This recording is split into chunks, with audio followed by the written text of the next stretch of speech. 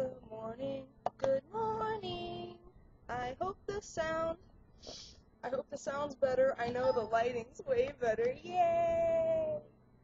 Even though my hair doesn't look good, it's okay. I got all week, baby. I got all week. Anyways, I guess today's like the, I don't know what year, but it's some kind of anniversary of the day that John Lennon died.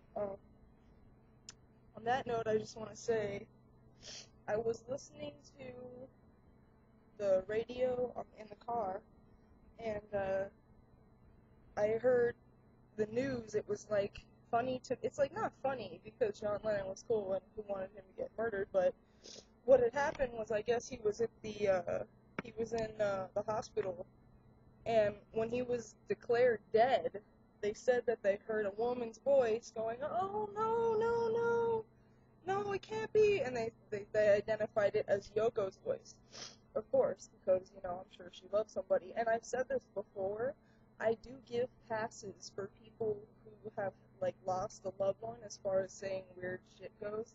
Like I completely give you a pass on that because there's just shouldn't put any rules on how somebody mourns, you know what I mean?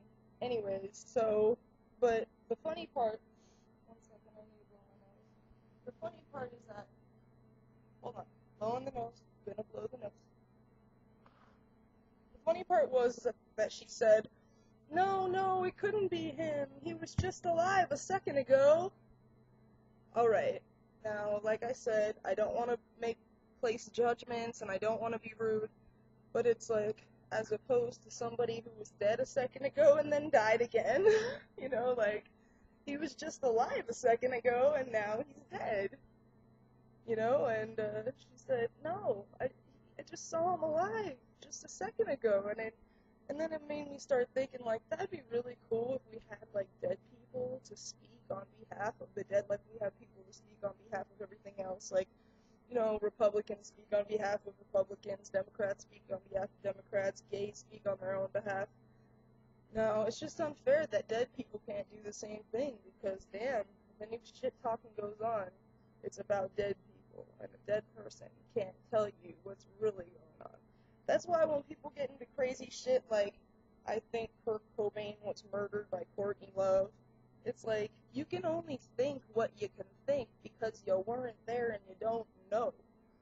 So, I think when I was younger, they used to have a saying, and that's what you get for thinking.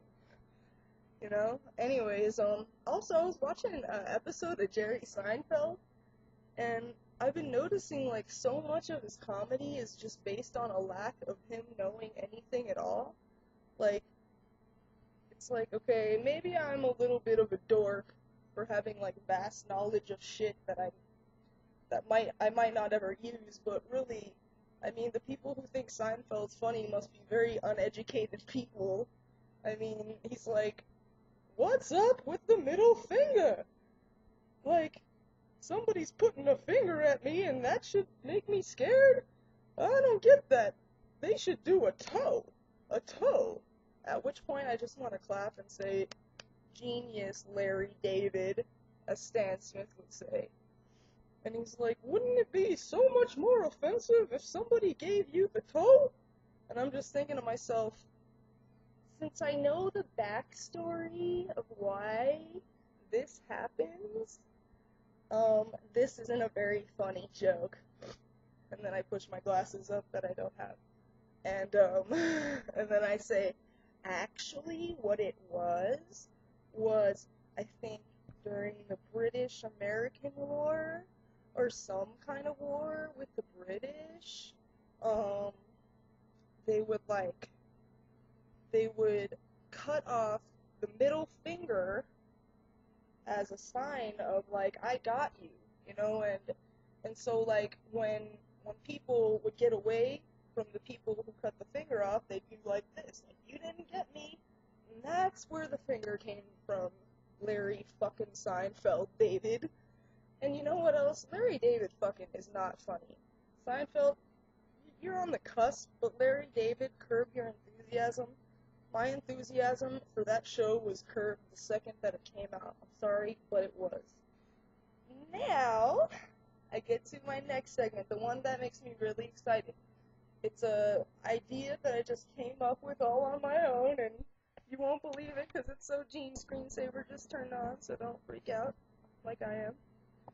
And but before I tell you about that segment, I want to take a hit of my really strong tobacco because it makes me think more clearly. So give me 1 second, could you please? I always look at the lighter like there's something wrong with it.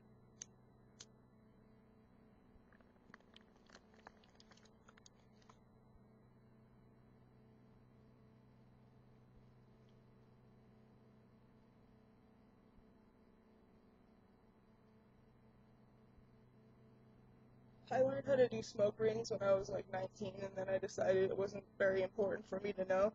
So the end of that. Anyways, this is the segment where I pick up random DVDs that I own. Yes, these are DVDs I own. So not only am I showing you what bad taste I have, but I'm showing you what I'm going to do is randomly pick one, and then I'm going to tell you what I think about it without going over time. Now, this is a yoga DVD. We're going to throw it to the right because who cares about it, right? So I'm just going to close my eyes. I'm going to pick one. Okay, let's pick this one. I don't know what it is. Okay, Tropic Thunder. This movie was one of the fucking funniest movies I have ever seen in my entire life. Okay? And now, the thing about it is that it's not as funny if you don't watch the commentary. And I know how annoying some commentary can be, but really, if you watch the commentary after you see the whole movie without the commentary, then watch it with it, it's freaking hilarious. How, like, all these people came to get together, Jack Black, Ben Stiller, Robert Downey Jr. Jack Black's apparently like a sick junkie. They think they're making an action movie. It's a parody of a war movie, and it's fucking hilarious. And I suggest you watch it right now if you haven't already seen it.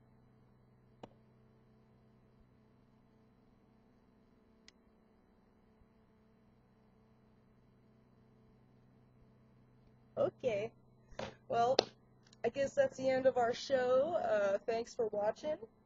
I'll see you maybe tomorrow if I so feel like it. And everybody keep it cool, keep it sane, keep it real. Madam ROUGE will in the SIN City 702. Living like this, you know how I do. Peace.